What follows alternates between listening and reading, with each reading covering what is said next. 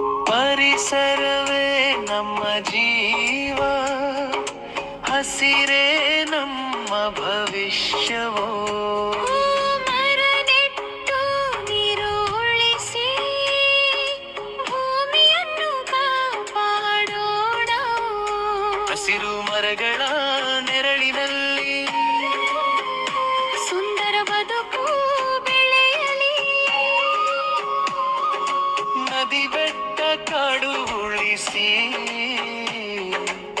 ಪ್ರಕೃತಿ ಹಾಡು ಕೇಳಲಿ. ಪ್ಲಾಸ್ಟಿಕ್ ಕಡಿಮೆ ಮಾಡೋಣ. ಸ್ವಚ್ಛತೆಯ ದಾರಿ